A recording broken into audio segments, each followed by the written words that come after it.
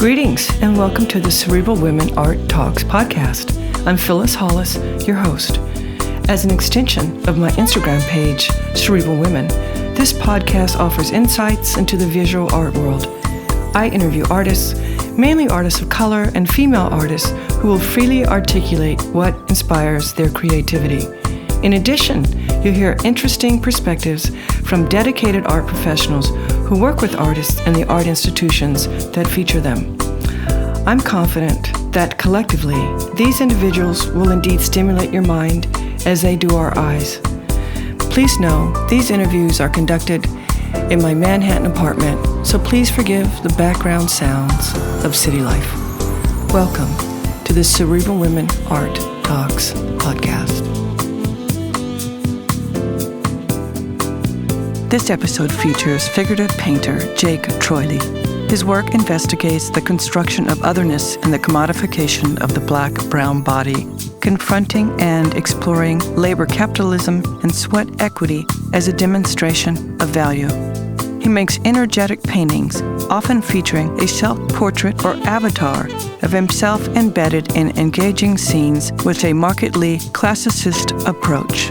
He received his BFA from Lincoln Memorial University in Tennessee, his MFA from the University of South Florida, and he attended the Skowhegan School of Painting and Sculpture. His solo exhibitions include the Moniquemeloche Gallery in Chicago, Illinois, Tempus Projects, Tampa, Florida, and ArtsXchange, Atlanta, Georgia. Jake's work has been featured in group exhibitions at Milwaukee Art Museum, the Everson Museum in Syracuse, New York, Kavi Gupta, Chicago, Illinois, the Ringling Museum, Sarasota, Florida, the Contemporary Art Museum in Tampa, Florida, and the San Francisco Art Institute.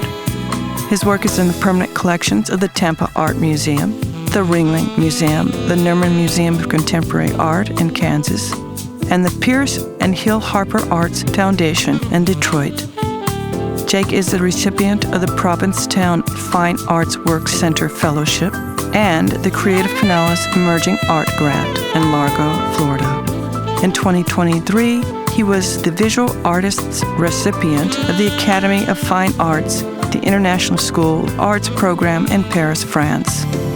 He is a current resident at Project for Empty Space in Newark, New Jersey, and he lives and works in Newark, New Jersey. Enjoy this episode featuring Jake Troyli, and please visit cerebralwomen.com to read his expanded bio. Thank you and enjoy.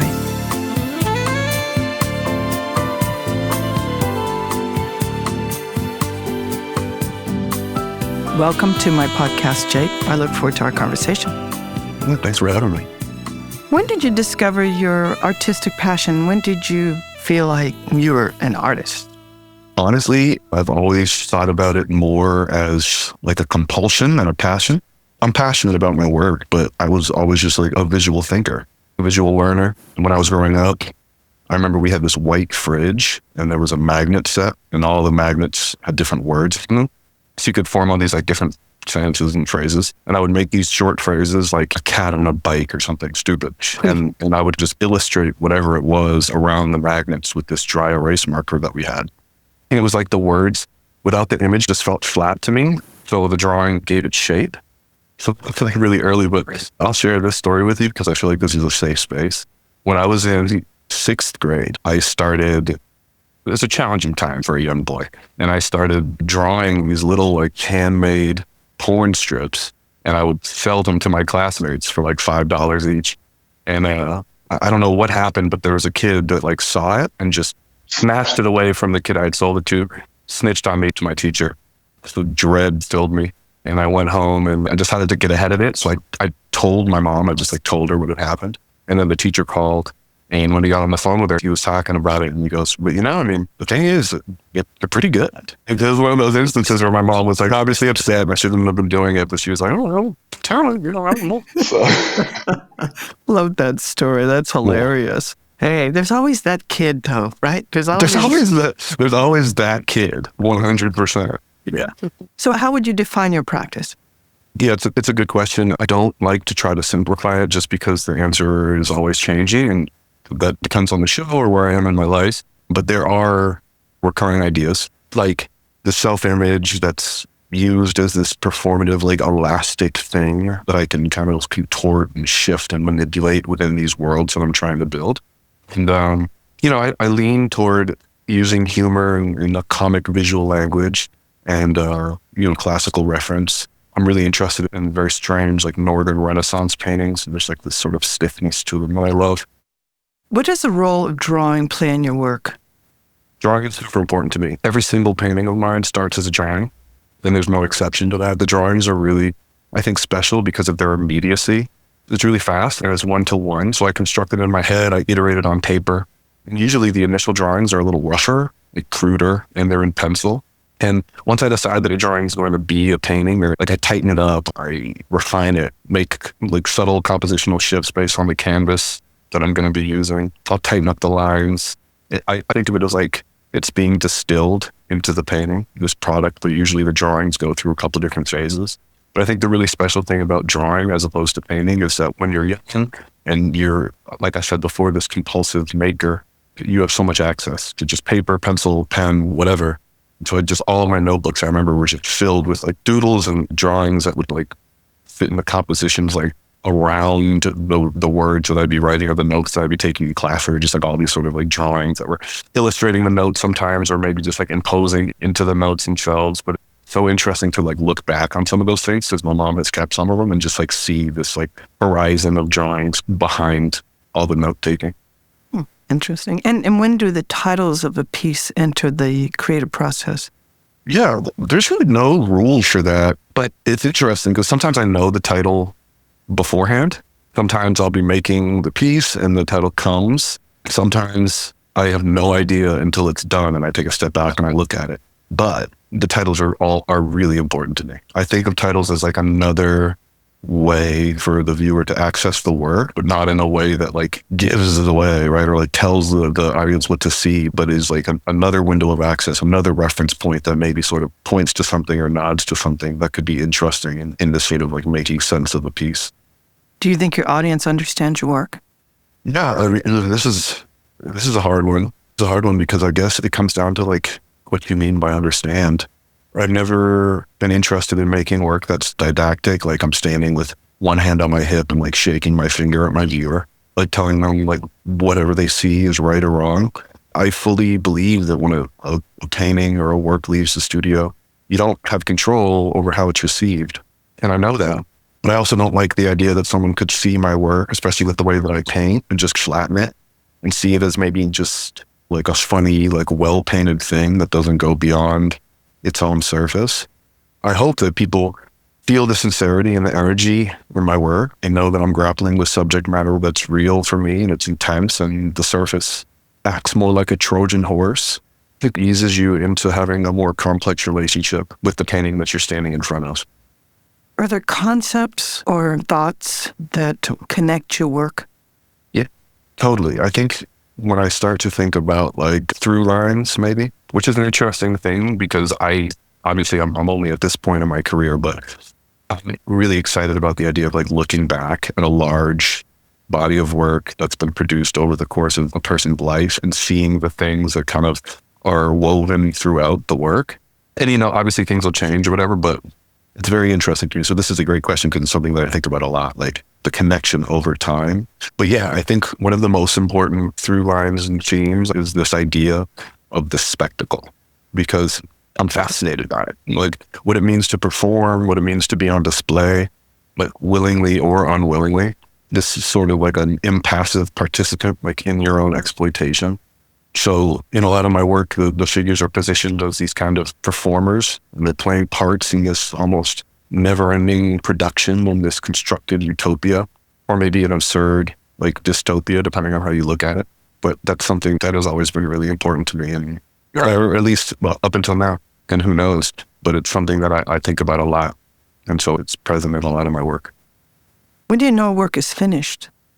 It is so hard, but I think the rule that I try to go by is I just have to be satisfied with it. And I think that's a kind of a good gauge because I'm really demanding of my work and of myself. I'm a Virgo. And so I'm hyper like analytical and critical, but I think I'm learning to harness that in a way that's productive. Like, I don't give a shit if it's a small detail that like maybe no one else sees. If it bothers me, then it must be fixed, and it just will like haunt me. Like, I need to fix it. But I trust my eye and my gut, so I just want to make sure that it feels right formally and that the colors work. But it really is like, it's a feel thing. And I feel like it's this kind of a muscle that you have to learn how to flex and you have to develop and you have to trust, because like I said, it is a hard one. But it's something that I am constantly getting better at, I think. You know, you gain confidence. You start to really trust yourself and your, like, I guess, the threshold that a piece has to reach to be done.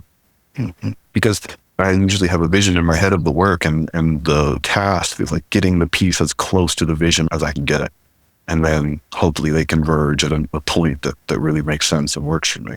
But there's, I think, also a trick to it, because you spend so much time in the studio and I spend so much time locked in on these paintings that I lose all of my objectivity. So what I've been working on is like tricking myself into allowing myself to look at it as if it's like the first time that I'm looking at it. And that's like a really hard kind of space to navigate, but it's something that I'm working on, because I think that there is this complete lock. So people come into my studio and they see works that I've been working on that I have this very deep relationship with. I've seen it in all the stages of its completion, and someone comes into my studio or into a show and sees the works all for the first time presented to them, you know, in their completion. It's a completely different experience. So yeah, I'm trying to harness a little bit of that for myself. So are you saying it's painful to depart with your work? That's a good question. No, I wouldn't say it's painful to depart. What I will say is that, like, the work has to get out of my head. Like, it has to. And so, and we talked about compulsion. I talked about compulsion before. I do feel like, I need to make this work. I need to get it out. And so then, you know, I work on bodies of work in my studio all at once. So they all come together with each other in concert. And then there is this weird feeling when all the work leaves, like when the work leaves for this show in November, there is this kind of like, almost like a dump or like a crash. And it's like, I'm back in this empty studio, you know? And so, and just hours before, it was filled with all this life and all this history of the work that I've been doing. And then when it leaves, it is just like, maybe it's like an adrenaline dump. But it's not painful. It's good. It's good. It's healthy and it's renewing. You know, it's refreshing for the studio and for me to get it out the door. Yeah. What's your process of choosing color? So aside from the kind of like boring like color theory, like balance and harmony things, I really think about, and the thing that really excites me when I'm looking for color is, you know, I want to give the sense of this constructed space, this artifice. So I gravitate, I think, toward colors that do, for me at least, feel a little bit artificial. And since I don't paint from life, I get to completely like make decisions based on the vision that I have, like I was just talking about, as opposed to like a reference and having to stay true to that. And just like anecdotally, growing up, I was raised by a single mom. My mom would work all day, and then at night she would act in these community theater shows. So I would go with her to these like spaces, and community theater, for people that don't know, is just like theater where the performers don't get paid. So it really is just like passion. They just want to perform. They want to be on stage. And so the set designers also weren't being paid. So in these shows, something about the sets really stuck with me. They were just like a little weird or like a little off or like a little wonky, like the colors were just like wrong, but there was this sort of suspension of disbelief and everyone was like unified in this production or in this fantasy. And so I love that. I love the idea that my figures are performing in front of these utopian backdrops that are maybe like propped up from behind. It's something that I think is important to me conceptually. What are you excited about right now? Well, yeah, I am so excited to finish this work, honestly. I mean, as we're talking right now, this just has been a marathon. The work all gets picked up at the end of this month. And so I'm just clocking in super long hours and I've just been grinding through it. And it's really incredible. And I feel so invigorated, but I'm very excited for it to be complete, for it to be presented as a show, as a unified body of work. So I guess what I'm excited for is, right, so the show opens November 9th in Chicago. It's called Collision Course. And this is the work that I've been working on, you know, for a while. And standing in front of it in a gallery, it's so interesting when it's pulled out of the studio, because my studio has like all the ephemera of my time working and all like when I'm painting, I'll clean my brushes off on the wall. So there's like, you can see different areas like with different palettes that I was working on that day. But then when it's removed from that, it's put on the white walls of the gallery. it's like such a different thing. It really is really special to see it presented in that way. It's very clean. I'm super excited for that. I'm also included in a really great show that opened October 15th at the San Francisco MoMA. It's called Get in the Game, and it explores the intersection of art and sport. And that was curated by Seph Rodney, and that's in San Francisco this year in San Francisco. And I'm in a really cool show that opens at the end of October in New York with Perrotin. And yeah, so I've just been really busy. It's been really exciting. I've been making a lot of work and just building these new relationships, and I'm really excited about it all. But I'm also so tired. Like, I'm so tired. I must take some kind of a break after this. I must. I've been trying to figure it out. And of course, like, when you have a fall show, it's crazy because my ideal would be, I'm from Florida. It would be really great to just like go home and maybe just like lay on a beach for 2 weeks without moving. But I think instead I'll just try to figure out some kind of a retreat, get away from the studio and just do some reflecting and some reading and thinking, and just hang out, because I'm just like, I'm at the end of it right now. It's so crazy because when you get to the end of building a body of work and you can see the light at the end and you can see the pieces like right at the cusp of being done, it almost feels even further away than it did at the beginning. So I'm in a really interesting headspace, and I'm working so much right now that like I'm in this studio building that's shared with other artists. I'll come out of the studio sometimes and I just like feel bad for anyone who crosses my path as I'm like walking to like the bathroom or whatever, because I'm wide-eyed and like barely human. And they're like, "Hey, Jake." I'm like, just at that point, I'm like mollified. Do you feel Black art can be defined? No, I don't. Because I don't think Black people can be defined. I think it's interesting to consider ways in which maybe our shared cultural experience could overlap, and even in our work, but I don't think that it's like a definable genre. I think when people colloquially say like Black art, or like I collect Black art or whatever, it assumes that a person's Blackness like eclipses their humanity. And I believe personally that art making is ultimately just a search for like what it is, what it means to be living. And race or other identity markers, whatever they are just lenses through which we navigate that search. Interesting. If you weren't a visual artist, what other career paths do you think you would have taken? Well, for most of my life, I thought that I was supposed to be a basketball player. You met me. I'm 6'9", and when you're 6'9" and you're Black, I would just be like walking down the street and some stranger would be like, hey man, shit, man, you better be playing basketball. So I'd get that like 20 times a day. And the thing is, like, I was good at it. It paid for my college. I had offers to play professionally overseas. But by the time those offers came, by the time I graduated, I was like completely burnt out. Like, I don't know if it was the NCAA or whatever, but it had just taken all the joy out of that for me. Even, that's, my life is where it is now because I got to that point. But so asking me that now, when I think about it, I think if I weren't an artist, I'd really want to be a director. I spent a year in Paris. I did a residency in Paris. And while I was there, I started getting really invested in film. And I think in my work, you can see a real like a fascination with narrative world building. And that's even with the still image. So with the moving image, I just think it would be able to be uncorked. I think it would be really amazing. So maybe I will make a movie one day. I don't know. While you're working, do you listen to music? Yeah, I do. I listen to music, but also I like listen to podcasts. And also I call people that I love and just like talk to them.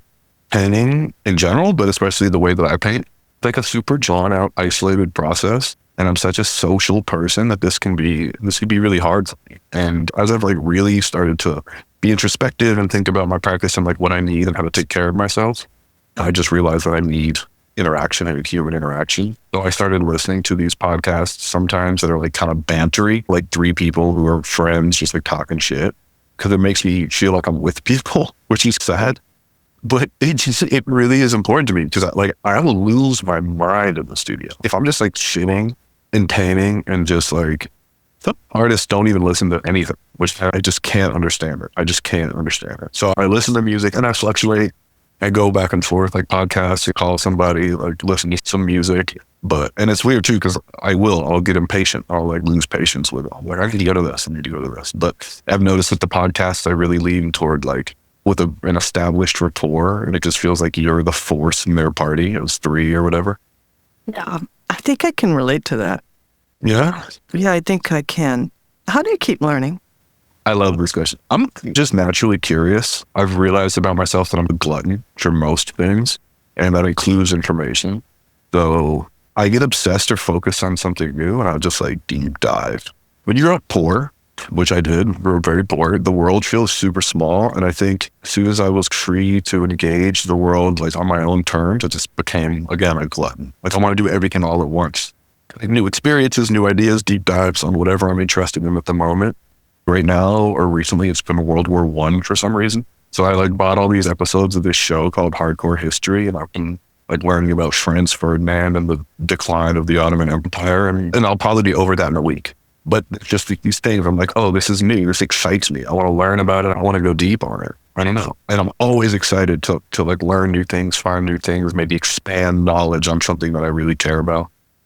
In 2019, I started a residency called the Fine Arts Work Center in Provincetown, Massachusetts.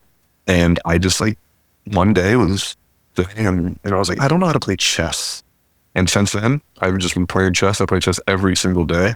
And it's like now this new addition to my life that's really important to me and just like something that I care about. And I'm always open to that. Like I think that it's really important to just be open to things and just to be excited by the possibility of adding something new to your life. Yes, it's great to always want to learn and always be curious. What do you feel is the purpose of art? Okay. For me, the artist, I guess, the purpose is, like I said before, it's a compulsion, but it's like an exorcism. And so I'm getting these ideas, these questions, these images out of my head, making them tangible. But when the work's in the world, like for the audience, I think at its best, an artwork is like a window or maybe kind of a portal or a way to connect with another person or an idea to find overlaps in experience or perspective in a way that can open up new ways of seeing. I think when art has functioned at its best for me, when I've been standing in front of a piece, that's what it's been doing. I've really enjoyed our conversation. And as a follow-on to the last question I just asked, what do you feel is your role as an artist? What is your contribution to society or humanity? Well, I think that's what I want to contribute. I want to contribute that. What I think of is like when an artwork functions at its best. I want the piece to be an embodiment of my perspective, my experience, presented as this window into an open-ended question that I'm asking myself and working through in real time, because I think that people have those. People should hear that, and people should look at a work and maybe ask something more of themselves or ask something more of the work and try to navigate it in a way that feels, I don't know, like it can build on something. Whatever you bring into your experience with the work, I hope the work can build on that in a way. Well, thank you for your time, and thank you for all that you do.